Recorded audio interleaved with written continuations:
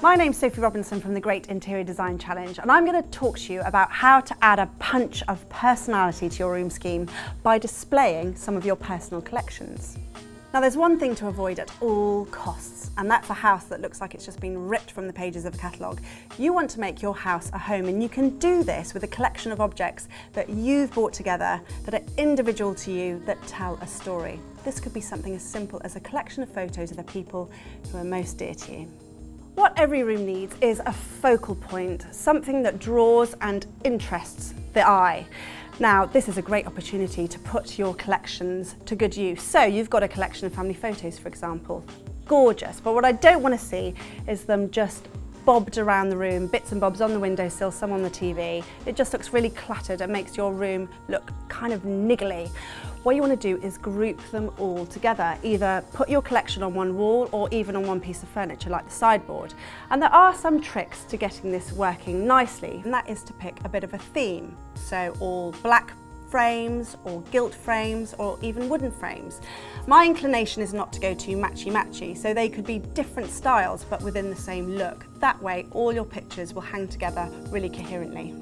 Walls are a great place to display your collections, be they a collection of plates, artwork, even mirrors, but if you've got more of something, it just adds more impact. There are two ways to go. You can go quite orderly and symmetrical, or you can go for a more loose and organic medley display. If you go for the orderly route, this is where you're going to have to really space out your pictures or items very, very evenly.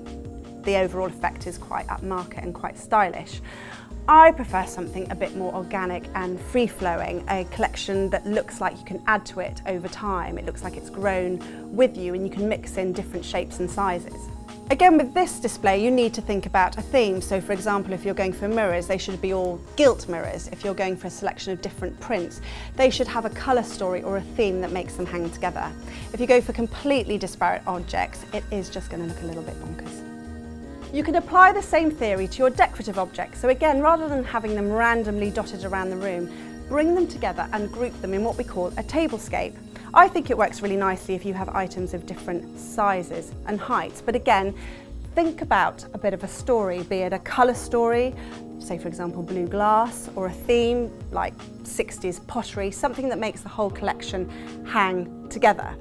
With all these displays though, I think it's important to keep it quite loose and free-flowing. Whether it's on a sideboard or a mantelpiece, when you've got your objects in place, just jiggle them around a bit till you're happy with the composition. It's something us stylists use a lot. We've even got a word for it. We call it tweaking. So have fun creating your own displays. Scour car boot sales, flea markets, your favourite high street stores until you've gathered a personal collection that really makes your home pop with personality.